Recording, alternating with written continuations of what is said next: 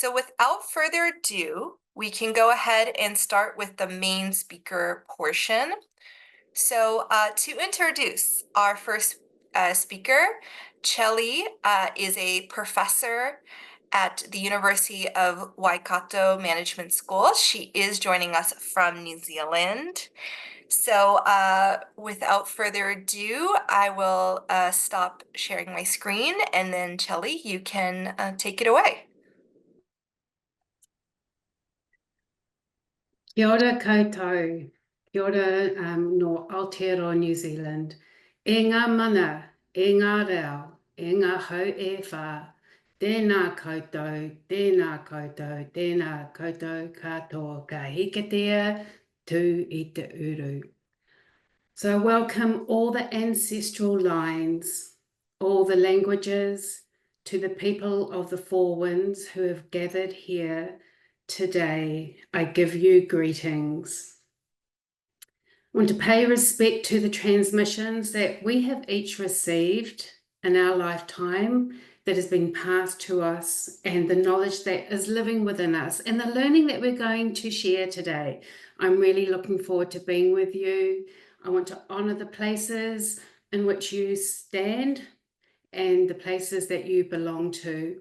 I want to honour the earth that holds us and is part of our leadership journey, and to bring that into our field of awareness in the present moment. So I'm really looking forward to hearing from you, to take this opportunity to pause, to listen and to learn. I want to thank you, Tomoya-san, for inviting me to be here today. It's a great honour, and we met many years ago when you came to Aotearoa, New Zealand, and also to you, Ashley, for your efforts in holding this space and making it work, and also to my guest speaker colleague, Christina. Kia ora to you also.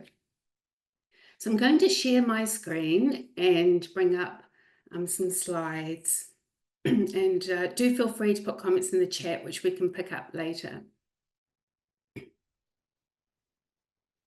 Can you see those okay, Ashley? Great. So I'm going to be speaking with you for 10 minutes on a form of leadership that emerges from deep within the DNA of Oceania, of the Pacific. It's a different source of guidance for your leadership. It's an alchemy of the seen and the unseen that is derived from the ancient cultures of Māori and Polynesia, where leaders are wayfinders and navigate from a different worldview. So the great leaders in the ancient cultures of Māori, Polynesia, Austronesia were wayfinders who went beyond the known and journeyed on voyages of discovery to new horizons. And for centuries, so many cultures around the world who continue to exist in cultural pockets today live in deep intimacy with their place. They are wayfinders of the sand, of the oceans, of the rainforests. The material I'm sharing with you is just one small piece of a larger system of knowledge, wayfinding, which started when I was at Harvard University, and I was invited to write a book on Māori leadership. And so I was drawn to the experiences of the oceanic navigators. I want to acknowledge my co-authors, Hoturoa Barclay Kerr. He's the one with the beanie on. He's a navigator and the captain of the Waka Haunui, which is featured in the book, and also John Panaho to my other side. So this form of leadership is derived deep from the Pacific, as I've mentioned, where people would traverse these large tracts of ocean, something like 25 million square kilometers of ocean. And they were accomplishing these amazing feats of navigation and discovery at a time when most of Europe thought that the world was flat. And if you journeyed to the edge of the world, you'd just drop off into a void, or you would flip upside down and enter the Antipodes.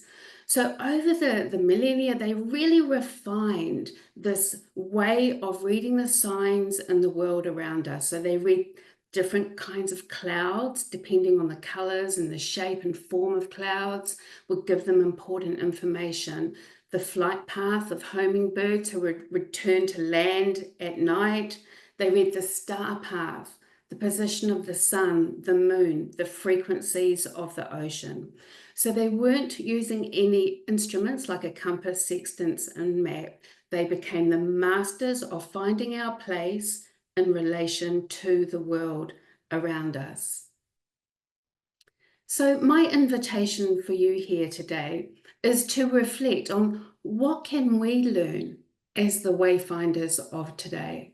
I believe that wayfinding is as relevant for our times as it has been throughout history. That each and every one of us is the living face of brave people who went on journeys of discovery, who traversed through very difficult times, difficult waters. And that's what's happening in our country right now. In this very moment that I'm talking, we have tens of thousands of protesters at our parliament fighting for justice, fighting for the rights of our treaty, and presenting that to Parliament as a unified force, a peaceful force. So each and every one of us is called to take action and to find our way in relation to the context within which we find ourselves. So reflecting on those various issues that we are faced with in the world today, what can we do? What can we learn as the wayfinders of today? So it does require being comfortable with being in the unknown and going on journeys of uncertainty, but as a doorway to potential to make this world a better place. So the one piece that I want to focus on in the conversation today is call the island to you. It's a really different way of being in the world, of moving through the world. So I'm just going to give you a brief introduction in the 5 or so minutes I have left. And I really invite you to watch the TEDx on wayfinding leadership, or pick up the book if you can and read it. So if we look at some of the ways in which as organisations we do our planning, we have this sort of sense that if we plot a direct linear route to achieve our goal, that we're more likely to be more efficient, more direct. So if you look at this picture here, some of the issues with this picture are we've got a ship, and the ship is on land, and it's speaking to the idea that often we do our strategic planning, our business planning with our existing knowledge, with the routes that we have traveled before.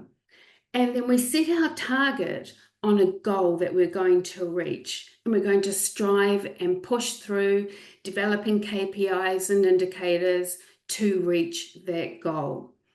So the problems with this, it doesn't take account of reality. It doesn't take account of the different weather conditions that we might find ourselves in.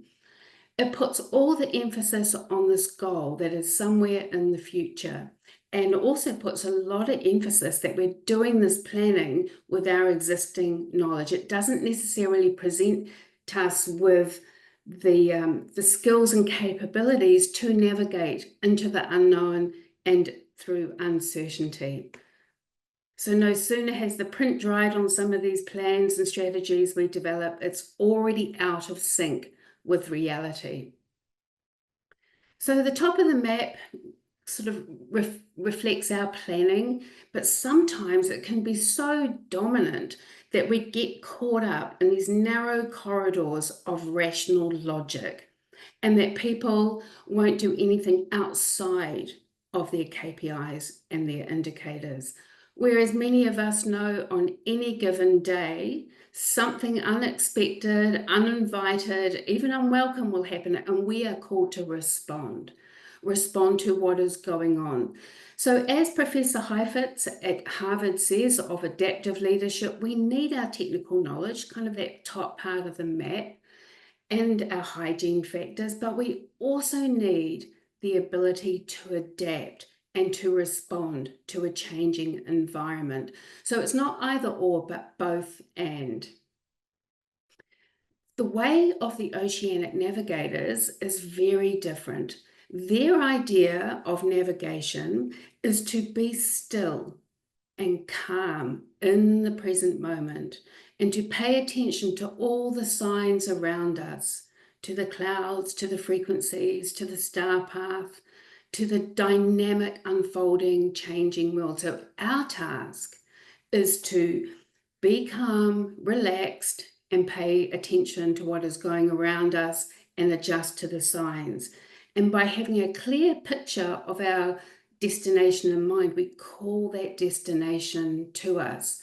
So instead of this kind of goal-conquering striving mode, which most of us are acculturated to, which is also deeply exhausting, this rests on a very different principle where we are really cultivating a deep sense of observation, of paying attention to the signals in the world around us. And some of those signals can be really quite subtle. So our task is to be relaxed. And what I've observed of the wayfinders over the years is that when the going gets tough, the tough get relaxed. So then it means that our purpose, our goal isn't something outside of us. It's something that is very present in the present moment. And that every choice we make, the markers that we adjust to, when we adjust to them, and these markers are of importance to us, such as our values, such as what is our clear line of sight to purpose that we want to call to us, then we bring that into our lived experience. This is a journey of becoming, not begoing, and requires this quality of moving from stillness, which we are focusing on today.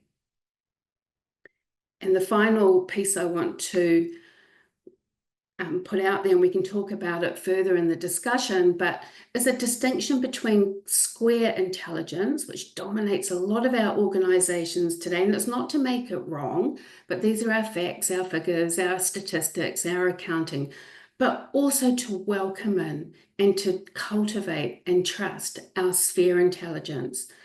The many intelligences that we have, our perception, our intuition, our creativity, because we want to get closer to reality, not remove ourselves from it. So I think that is my time, so I'll stop there. Thank you, Chellie-san.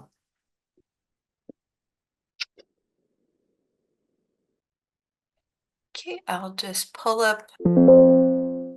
My apologies.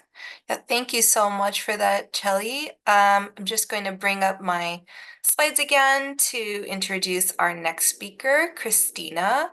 She is a performance artist, educator, and somatic therapist from Winnipeg, Canada. So please take it away, Christina. Thank you. Ashley, can you stop the share sliding? Yeah. Yeah, thank you. And perhaps you could pin if Yeah, that's what I'm trying to do. Yep. Okay, so I've pinned you. so much. Merci, bonjour, tanshi. Hello. My name is Christina, and my spirit name is Medicine Lodge Woman. And I come from Winnipeg, Manitoba, Canada, the homeland of the Red River Métis Nation. Now, in Canada, there are 3 recognized Indigenous peoples: First Nations, Métis, and Inuit. I am a proud Métis person of mixed ancestry, Indigenous French and Scottish ancestry on my mother's side, and German and Ukrainian ancestry on my father's side. So indeed, I have many, many relatives. And I'm so thankful that we've come together today to learn about how we can balance ourselves as we lead others. And I would like to thank Tomoya-san and Ashley-san for hosting us and say, Kia ora, Chellie-san. Thank you for sharing your words of wisdom so powerfully with us and reminding us that, you know, there's some courage that's required to take this journey. And we have the opportunity for creating great changes within ourselves and within our systems. And now's the time where we must have this courage to walk together. I'm a dancer, so I use a lot of movement metaphors. And I have to say that courage is a movement the heart makes. It takes courage to choose a path that deeply matters to you. It takes courage to listen to yourself deeply and to listen to others around you. And it takes courage to authentically respond to your needs and to the collective needs of those around you. And when we are in a position of leadership, you are entrusted with a responsibility which requires accountability. And you are in an honorable position of taking care of people and making decisions that are in the best interest of the community. Decisions made today that ensure a legacy of safety, health, and well-being for yourself and your community, Mother Earth, and the 7 generations to come forward.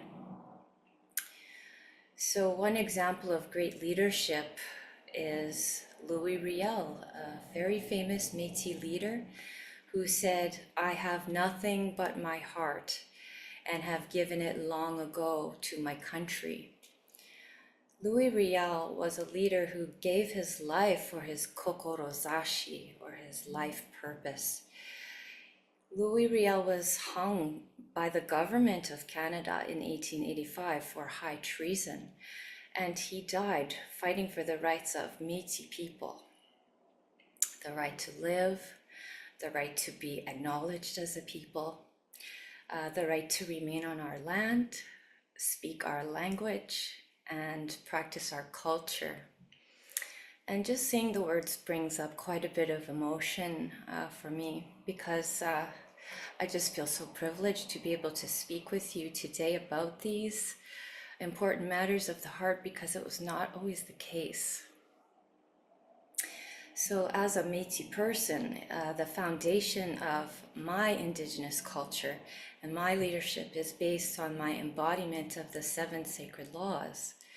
And these laws are ancestral values that were given by the Creator to the first peoples of Turtle Island, which is now known as North America.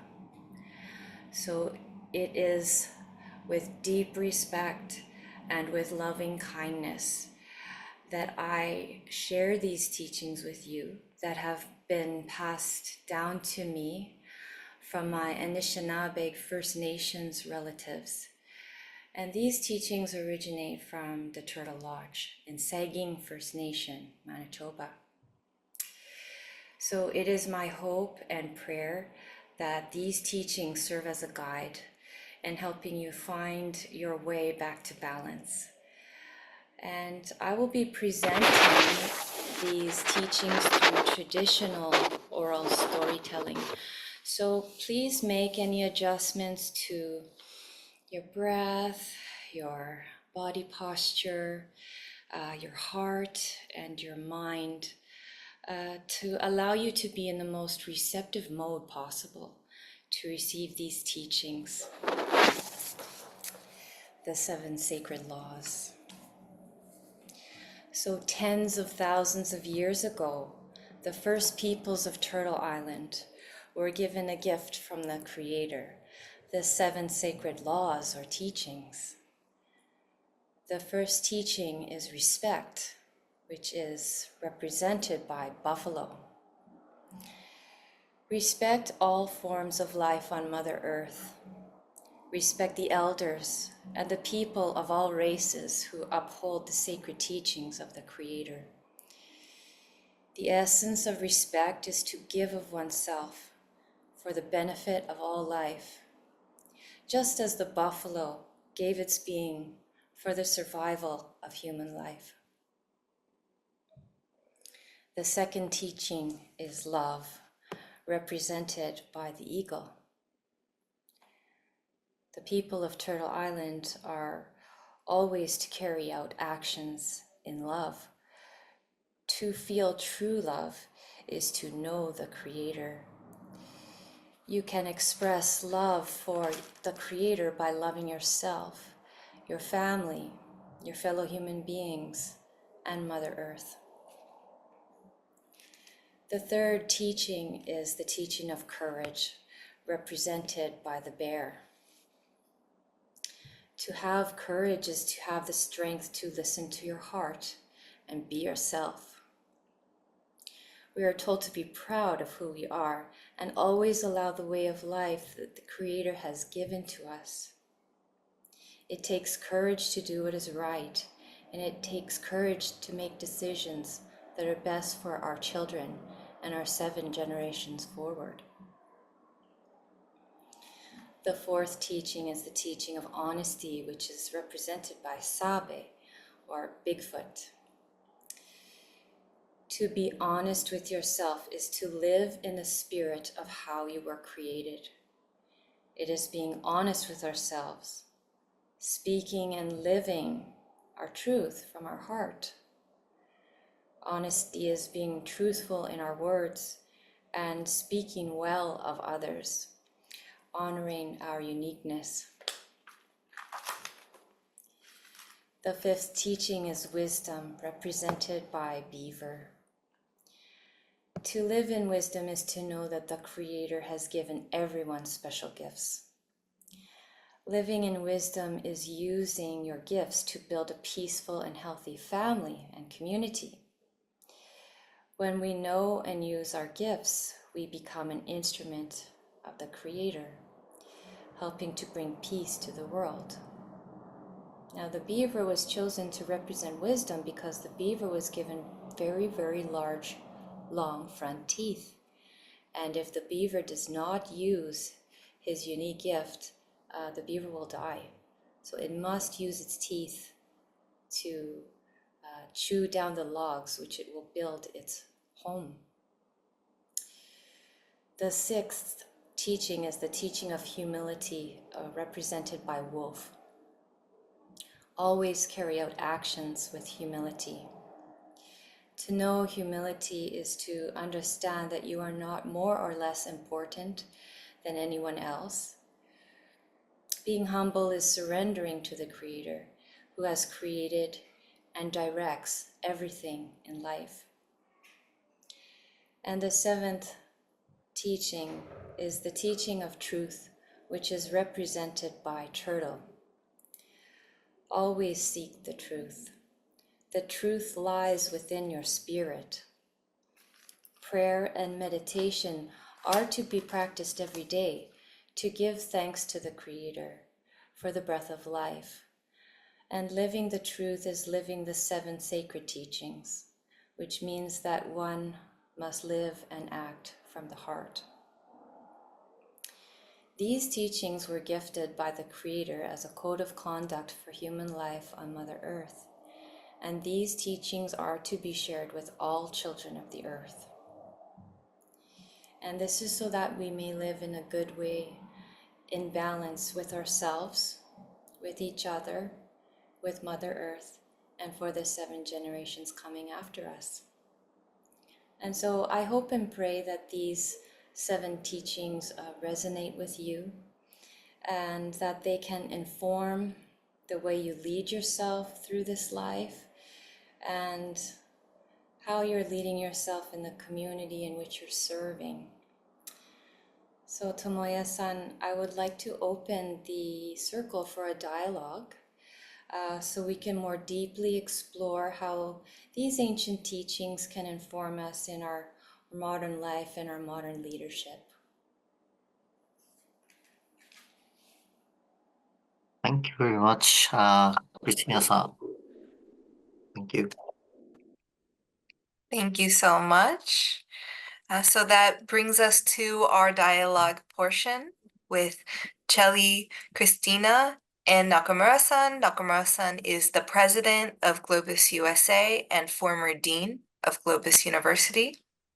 Please take it away. Thank you, Ashley. Can you stop share screen? And can you pin Chellie-san and Christina-san? Yes. Okay, I'll see if I can pin you as well. One moment. Okay. Oh, great. Okay, thank you very much. First of all, I'm very moved to hear two, wonderful speeches from Chellie-san and Christina-san.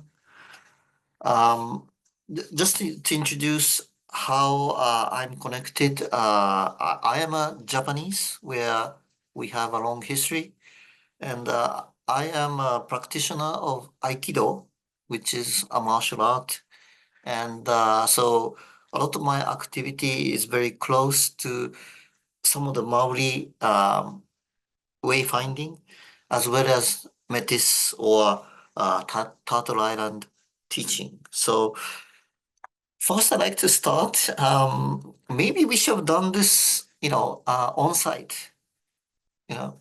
Obviously, we could not reach this many people, but hearing Chellie-san's speech and Christina-san's teaching, if we can sit in circle, we could have created, a wonderful sphere.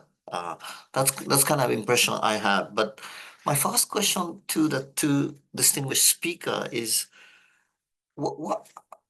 why do you start, let's say, a ceremony by prayers? When I visited University of Auckland, we received a prayer by Maori people.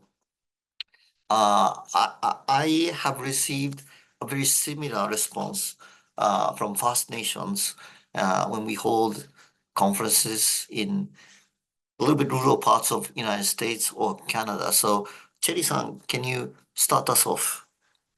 Oh, kia ora. Yes, so we do. We start, but we also end with a prayer. So prayer is an English word.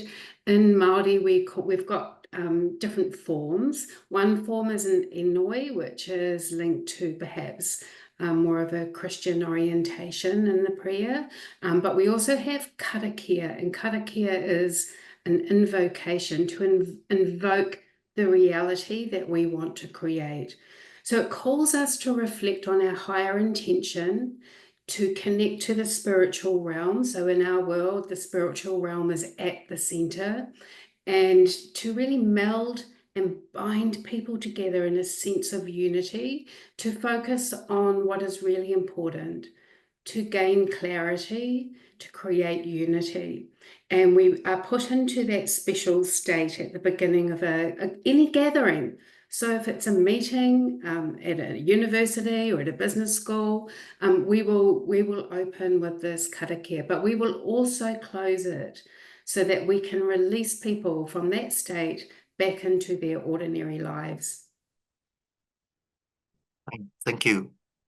Christina-san, how about for Métis people? Yeah, so for Métis people, we always want to give thanks first to the spirits and the Creator that are always with us and supporting us in our worldly endeavors. And so we use the medicine wheel, and we can call in the 4 directions and the 4 elements, which support us in our prayers and in our ceremonies, in which we always pray for ourselves and our relatives and for all of our relations on Mother Earth. Yeah. Thank you.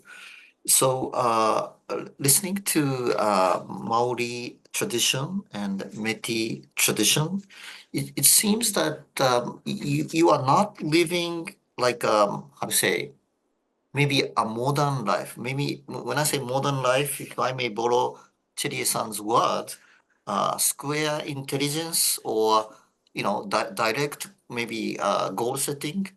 It seems like for Maori people and for Métis people, you have maybe a sphere intelligence, or not just material things, but your heart and your soul, spirit. Christina-san, can you elaborate a little bit of how you see the world? Yes. So for me, everything is sourced in spirit first. Everything I do is coming from a deep spiritual place and practice. And we need to remember that we're such multidimensional beings. There is the spiritual aspect of us, the mental aspect, the emotional aspect, and the physical aspect. And in nurturing each of those dimensions of ourselves, we intend to create balance as best we can, right? So we're carrying some ancient teachings, but yes, very much living in a modern world and balancing those two.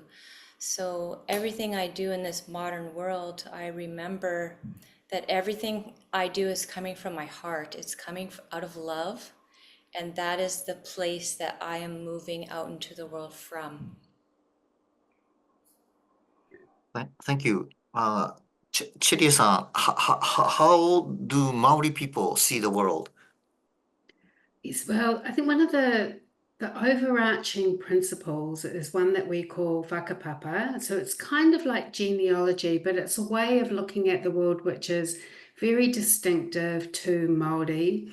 And it sees that we are in a web of relationships. We inhabit a woven universe. So every aspect of creation, be it a rock, a tree, humans, have a lineage, and we all trace our lineage back to a shared source, a spiritual source where we coalesce. So it's really a very kinship-oriented, relational way of seeing the world.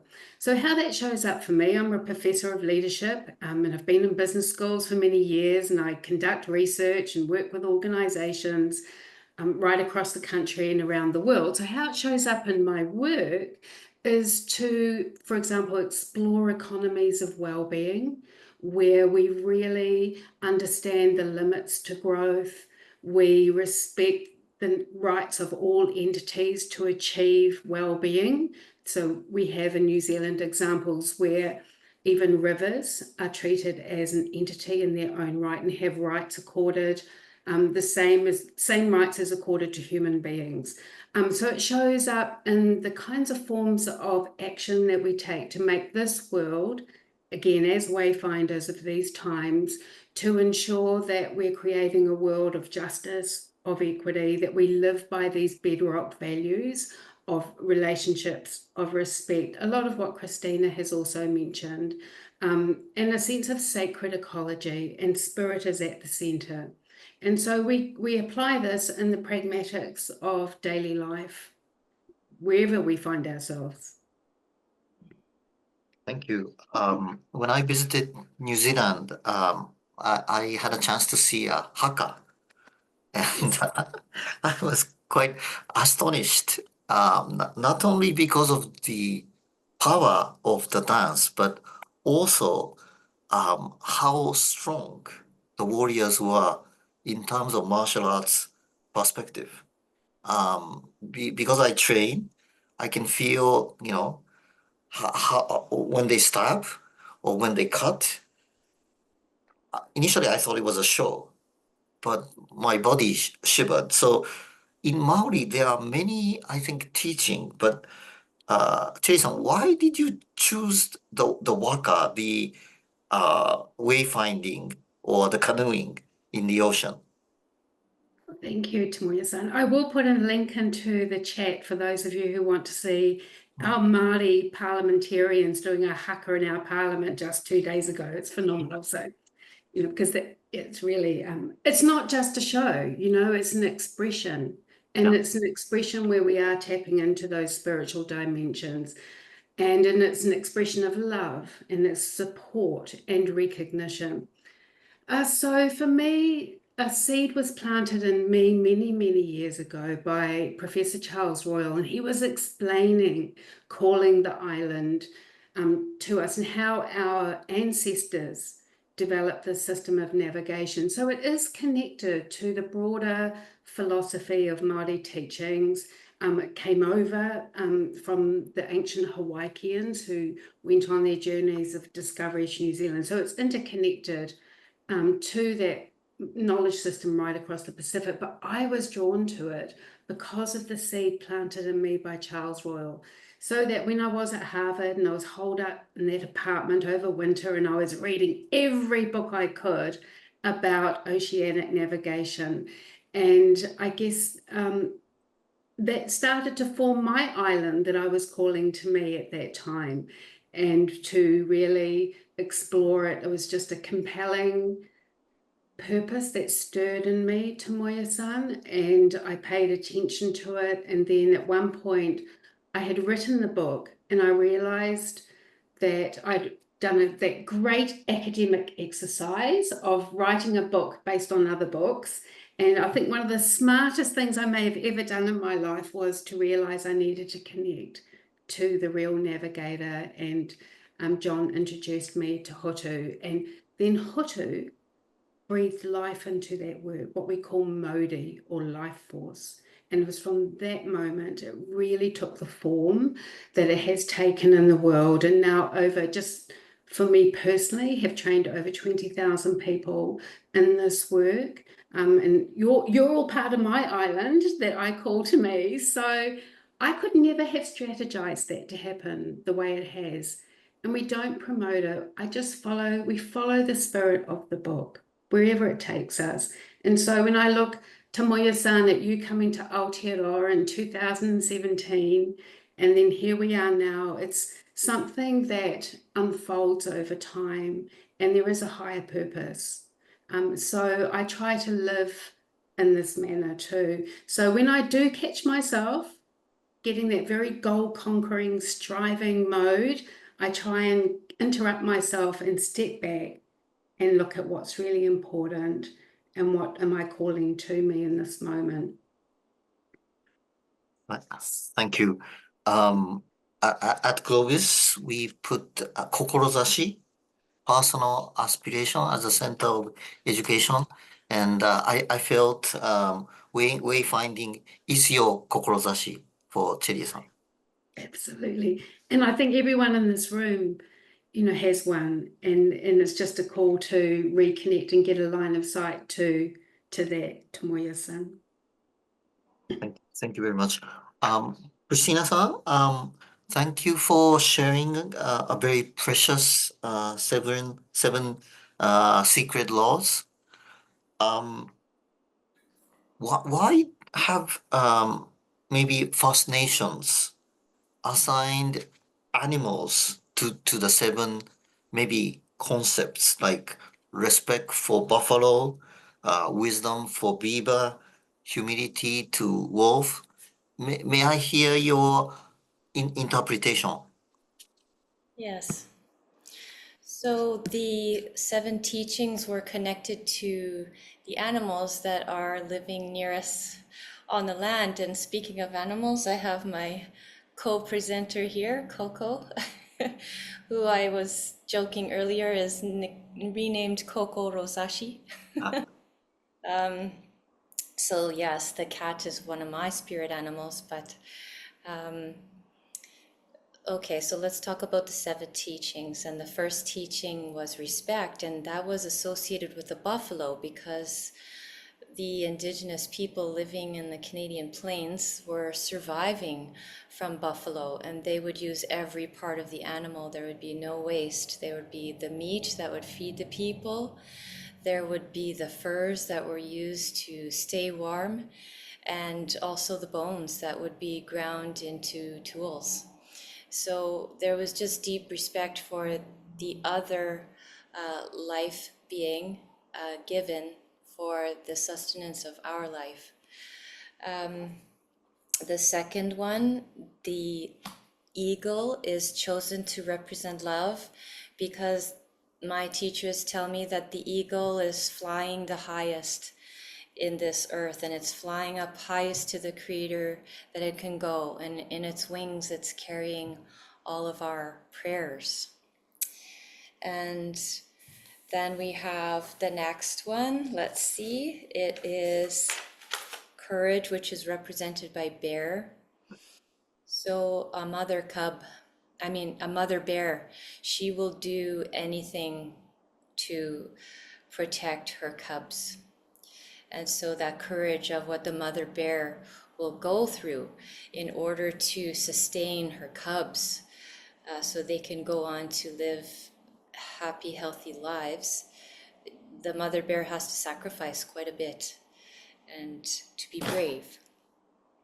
So honesty is represented by Sabe, or Bigfoot, and that's a very elusive creature, or even fantasy creature, if you don't believe.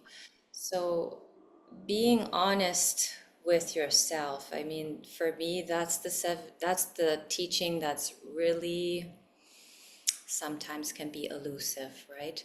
Because we think we know why we're doing things, and maybe sometimes we're not moving from that spiritual center. Maybe I'm moving from a mental or emotional need that I have to be someone or become something or be important or get love.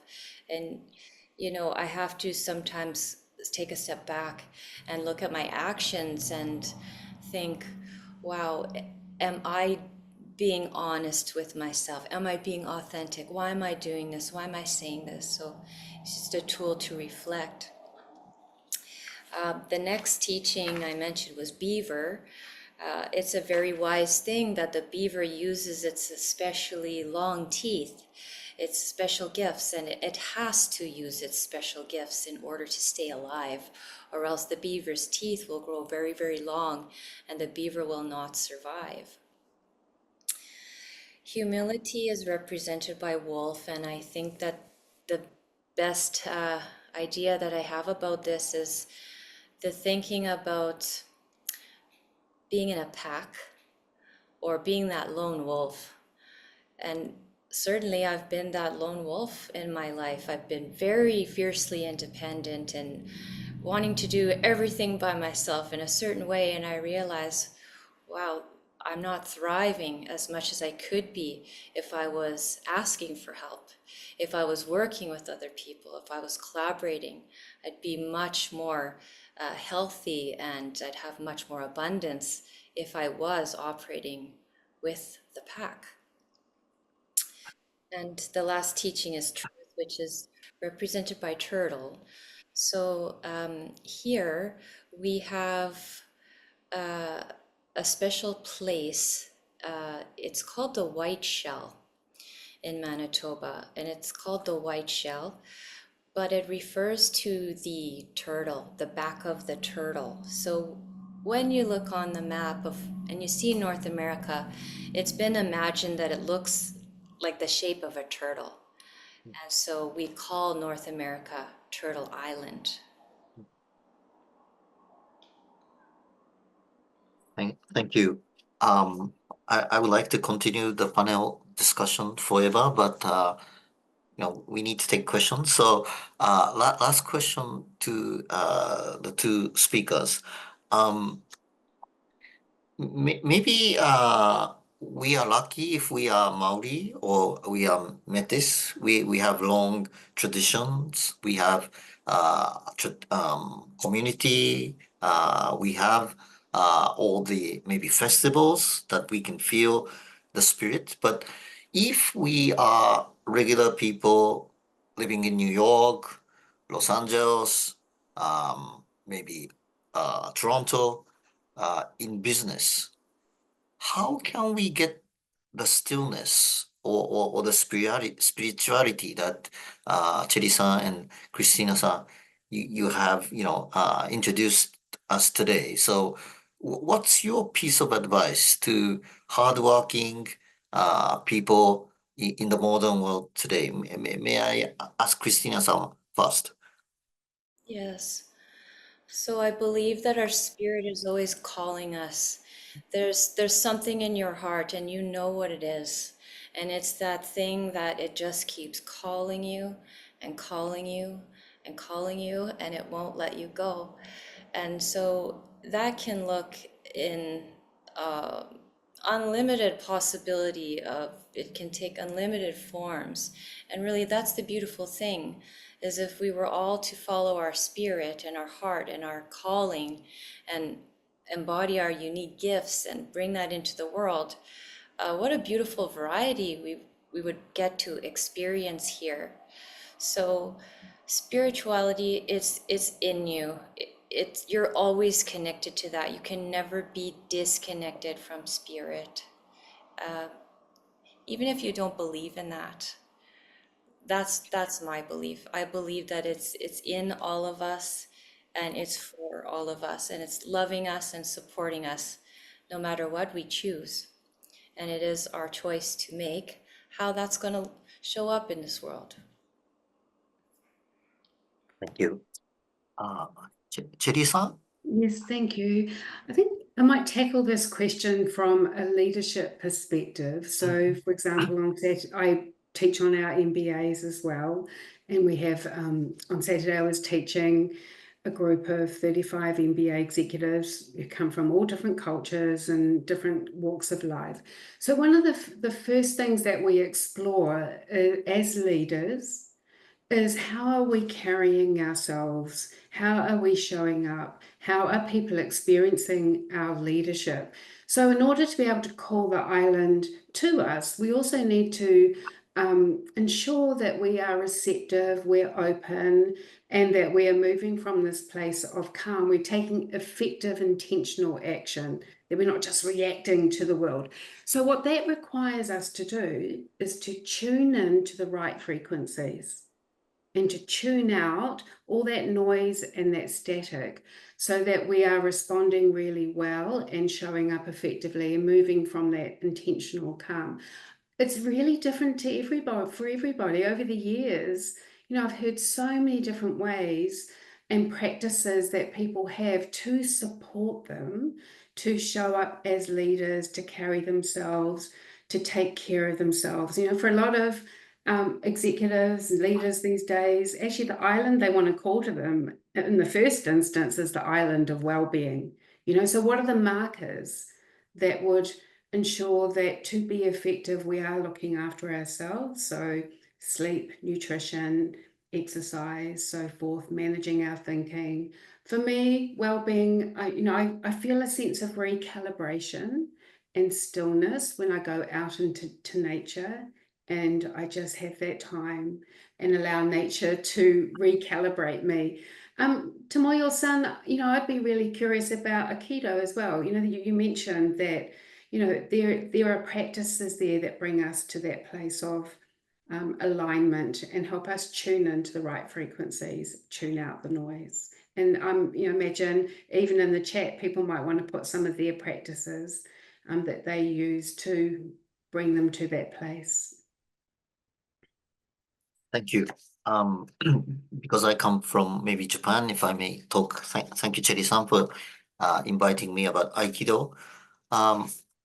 Body is very important. Of course, spirituality and consciousness is important, but if you can stand still and feel the gravity of the earth, and if you can, typically when we throw people, we feel, the universe and then come back to earth. And so that's probably very similar to maybe dancing in First Nations. I've seen a lot of powwows in California, and very similar to movement to Haka. We use the breath very intentionally. So for those who are interested in martial arts or Japanese arts like calligraphy or Japanese flowers, Japanese tea, you can find the stillness. But I'm probably not as good as Professor Chellie or Christina-san, so I feel that when I'm practicing Aikido, but when I come out, I'm kind of like modern person. So that's my my homework. But Thank you very much for the wonderful dialogue. Ashley, would you like to invite all the attendees for questions? Yes. Would anyone like to use the raise your hand function and ask their question out loud? Otherwise, we can check the chat, see if there's any questions there. I just wanted to comment on one that Jennifer has put in there. Thanks, Jennifer. I think you're right, which is why I think it's really important that we have these conversations. Simon Sinek talks about, how brutal workplaces can be and the importance of creating a circle of safety. I think, that's why I do what I do. One of our leaders here, Tuiono, talks about the best form of protest is to capture a space and transform it. So I choose to work in a business school to make sure that there are other ways that organizations, that students can see to create more healthier workplaces.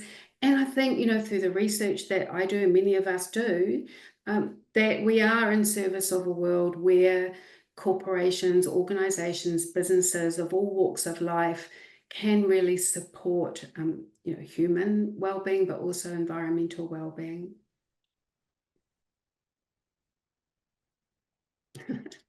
Thank you. It is a golden opportunity. And at Globis, we encourage students to speak out. So I understand that many of you are not Globis MBA students, but we have a wonderful guest. So if you have, a question that you would like to ask, please raise your hand or write in the chat box.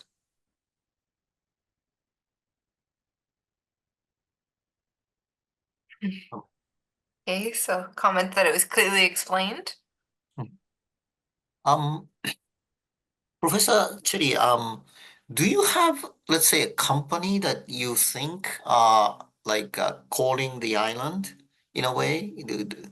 Can you introduce us to maybe a Maori company or a New Zealand company that you think is, can be a model for future corporations? You could say maybe some of those teal ideas or a similar idea of, the sort of no strategy of really being in service of a world, of sustainability. So we have lots of examples of different kinds of economies, circular, regenerative, and so forth. Most of our tribal organizations will have intergenerational plans. So we're talking hundreds of years. So their strategies aren't these short-term things. They are really thinking ahead. If I even connect right now, I could say that the country has a plan, calling the island. So when my ancestors and others signed the Te Tiriti o Waitangi, so the treaty that's currently what the protests are about, they did that in 1840. And they were thinking ahead, for the generations.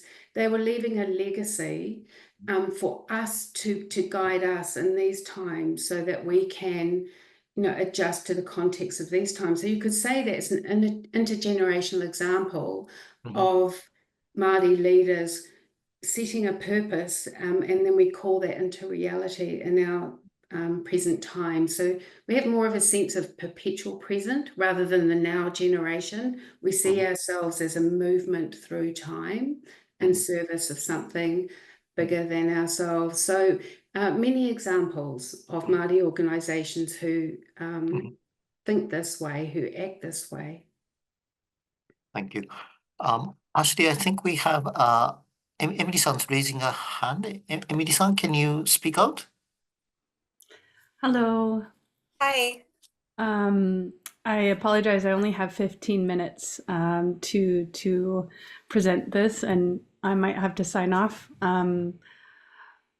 My question is really kind of inside of the legalistic choice of wording, inside of a work agreement, inside of a business language.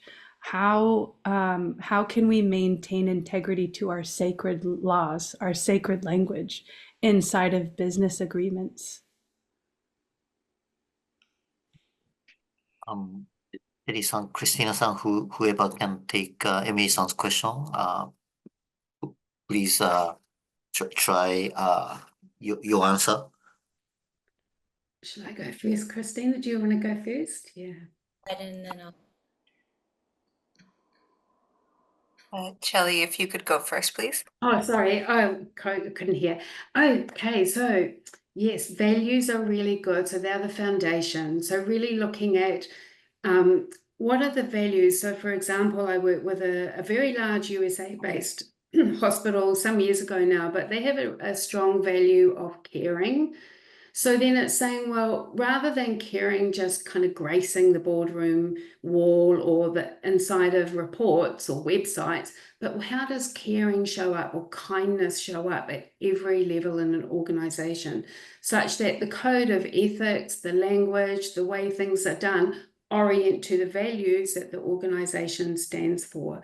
So I find that values provide that foundation, that bedrock, to help organizations navigate uncertainty. And I think it does require us to challenge the process sometimes too, and to challenge the status quo in terms of that disconnection that you're seeing between what we do in business and then what we profess.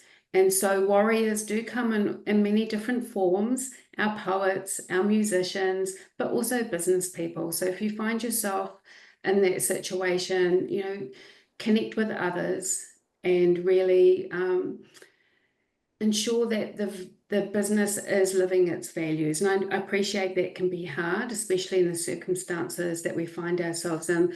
But there's plenty of research that underpins the significance and the power and the benefits of organizations having a clear purpose and living their values. So there's lots of research out there. And yes, I'm sure that if you pick up something like even Bowman and Deal, Reframing Organizations provides good guidance around that. Thank you. I think there's a question from Vansa, and this is intended for Chellie-san. Can you please explain more about increasing frequency you said earlier? I think you said frequency about maybe checking in or aligning yourself. Yeah, so really tuning in. So purpose is important. So what's the clear line of sight that you have to your purpose? What are those markers that we orient to? And those, as Christina said, those multiple dimensions of well-being, including our spiritual ground, and just being more intentional about that. So for example, we get lots of noise from the outside world, especially through the media. So perhaps there's a practice there of, tuning into those things that keep us grounded and in that calm space so we can be effective rather than letting our getting really distracted and overwhelmed by the noise. It also means we might need to exercise some decision making over the things that we choose and agree to do in our workplaces and in our roles, and what we say no to, because we can't do everything. We get really spread thin. So for me, I have a limited amount of life energy, so I really want it to matter. And so that comes back to that idea of modi again, of life force, so that I'm making conscious choices. Sometimes they're conscious compromises, but at least it's something that I've chosen to do. So we're bringing ourselves into alignment, in our physical well-being, our spiritual, and that there's this sense of alignment. And I'll just pass on one piece of gold before I hand over to Christina, which is Papa Mopiailuk, who is a mentor for many modern day oceanic navigators. He said the keys to wayfinding are love, light, and frequency. So I'll leave that with you to discover, because I think it's a journey of self-discovery, that everything is accompanied by love, that we move towards the light, we release potential into the world of light that we inhabit, and that we tune into the right frequencies. And I feel like there's a mystery at the center of that. That's our journey of discovery. And the other thing he said is to not pray for fair weather, but to pray for courage. Over to you, Christina. Thank you, Marcy. Yeah, so my practice is authentic movement practice. It's a form of dance where you just tune in very, very deeply to the felt experience of being in your body. And so when you're deeply, deeply listening to your breath, and then going even deeper into paying attention at the cellular level, when we look at the cells underneath the microscope, we can see that they're mainly empty space. There's a few bits of matter kind of dancing underneath the lens, but it's mainly empty space. And so I like to view the body as an energy field. And being more intentional about how you're programming that energy field, that means, okay, spirit is informing that part. And for me, I feel like I don't have to do much but align with that, because spirit's taking care of quite a bit for me on my behalf. But the part that I need to master is my mental level, because we know that throughout the day, thousands of thoughts are passing through our awareness, and we can choose the thoughts that we are choosing to focus on, or the thoughts that keep repeating. And so now we know that thoughts, and they create an emotional response in the body, and this combination of the thoughts and the emotions that can lead us into vibrations. So we've understood that lower vibrational feelings like shame, it's very low vibrational feeling, whereas as we move up the vibrational scale of emotion, when we get to like love, we're raising our vibration, so the frequency, it's at a different hertz, and these things are now measurable. The Heart Math Institute is doing some very interesting things, measuring this, measuring the heart's response. And I'll just say one specific experiment that they did. So they showed a group of people images. Some were high alert images, and some were low, I'll say arousal, high arousal images and low arousal images. And so these people, they were all connected to monitors. And what they found is that the participants' heart rate would lower just before they were going to see a very high arousal image like a car crash. So it wasn't actually the eyes taking in the information of the scene of the crash, which would cause, an alerted response in our nervous system. The heart somehow already knew to prepare us that the high arousal was coming. So that's a very interesting experiment that was done, and it just speaks to the power of the heart. And we're now learning that the heart has many more neurons available than the brain. So I think this is very like cutting edge kind of research that's going on. And we've placed such high importance on the brain. It's really a whole system of intelligence working on our behalf. Just think of the way you're breathing right now, and there's no instructions you need to give your body to do so. There's an intelligence, there's a force, a life force breathing your body in and out. So I forgot what the what the first question was on that, but it's just so fun. It's just so fun to explore ourselves and be curious about it, and the way we work. It's just a fascinating self-exploration. Thank you. You have answered already, splendidly. So maybe allow me to take a last question. Nick-san, are you allowed to speak out, or shall I read out your question?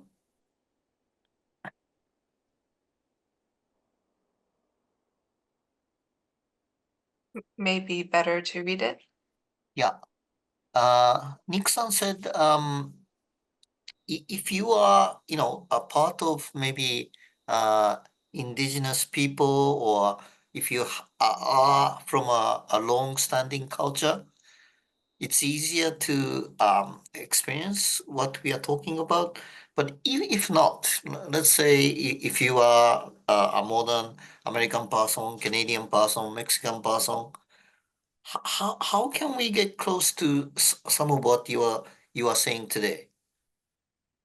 Yes, and to clarify, his question was how to respectfully incorporate some of these teachings while avoiding cultural appropriation.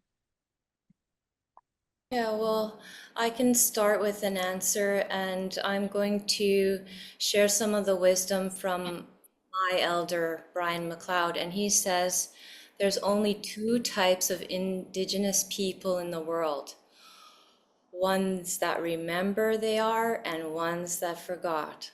So just remember, we're all children of this earth.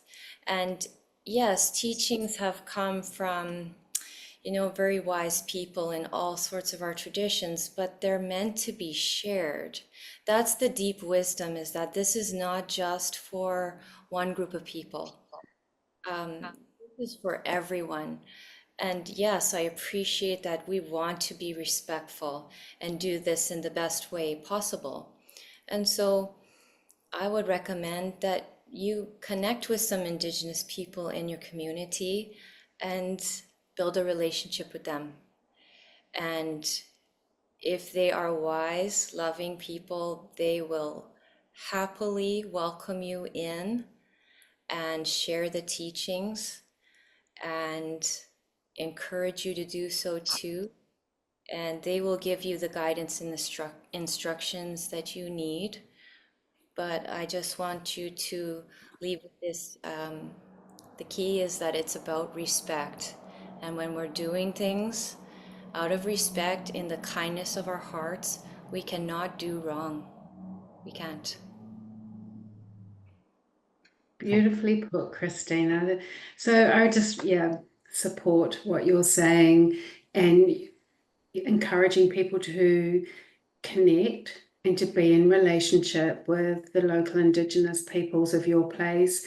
Also to really, to become really informed. There's so many beautiful movies, theatre, books, poetry that we can connect to, and so many Indigenous cultures. I was remembering one from Ireland that I read, and it was from one of the first Irish poets in the Milesian fleet, and it was sort of a real sense of I amness and reciting connectedness to place. So I also really encourage everyone to go on that journey of reclamation. As Christina said, just for some cultures, there's been this disconnection, this severance. To go on the journey of reclamation and remembering and connecting to the places that we belong to, that we emerge from. And I know that for some people, that's just not possible because they were forcibly removed from their places of origin. So it's deeply, it's very tough. And for some, but it's also that potential that we all do belong on this earth together, and that we will find a way together. Thank you very much, Chellie-san. I hope that everyone who attended today, I think we all called this island. So we were meant to meet today and learn these special teaching. So I'd like to finish the speaker and dialogue Q&A part. Chellie-san, Christina-san, if you have other work to do or class to teach, you are free to leave now. You can also stay. Ashley will go through the GLOBIS service and also the questionnaire, but